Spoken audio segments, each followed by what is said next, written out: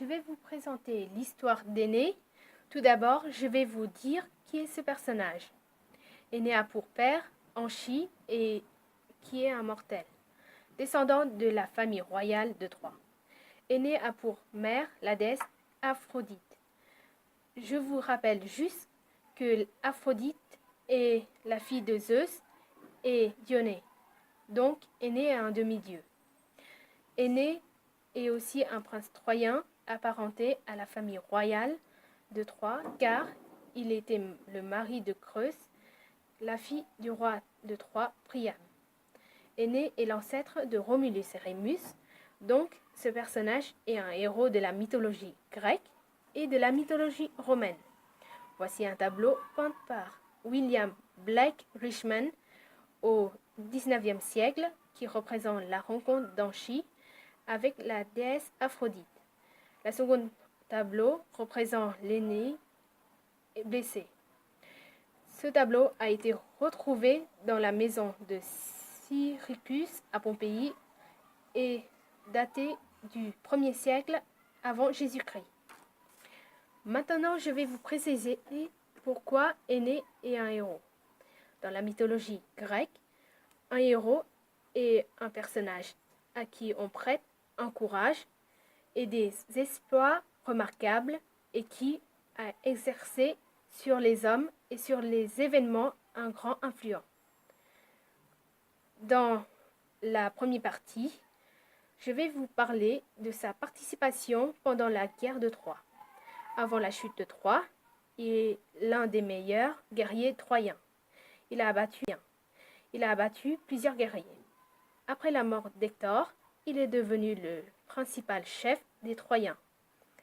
À la mort du roi Priam et de sa famille pendant la destruction de Troie, Énée s'enfuit de Troie portant son père Anchi et traînait son fils d'une main. Pendant la fuite, il perd son épouse Creuse. Voici un tableau peint par Jean-Baptiste Maublanc qui représente la prise de Troie.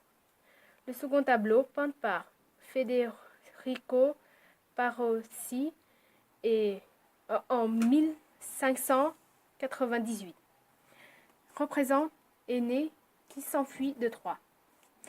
La fuite d'Énée est représentée aussi sur une vase grecque à figure noire qui date au VIe siècle avant Jésus-Christ. Dans la deuxième partie, je vais vous expliquer pourquoi il est le père du fondateur du royaume de Latium. Après qu'il s'est échappé de Troie, il a essayé de s'établir en Thrace et en Cèdre. Mais il a échoué. À Cibre, le père d'Énée mourut. Puis, jusqu'à l'arrivée à Carthage, il est accueilli par la reine Didon, qui est devenue son amante. Mais les dieux ne voulaient pas l'union entre Énée et Didion, car son destin n'était pas de fonder un royaume à Carthage. Énée a donc continué sa route.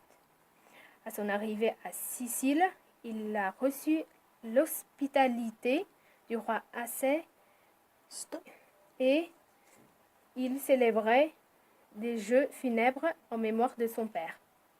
Sur les côtés d'Italie, à Coum, il est descendu en enfer, guidé par la Sibylle pour consulter l'ombre de son père, puis il est revenu parmi le monde des vivants. Je vous rappelle que les Sibylles étaient des femmes inspirées par les dieux.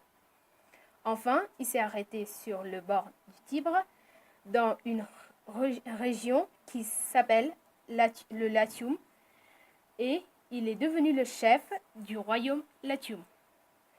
Voici un tableau peint par Francesco Solimena en 1720 qui représente Didon qui accueille Énée.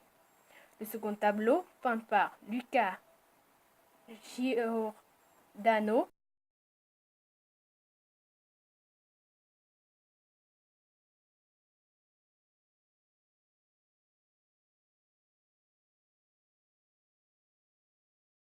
Énée est présenté aussi dans l'Énéide, le plus grand poème de l'Antiquité latine qui est écrit par Virgile.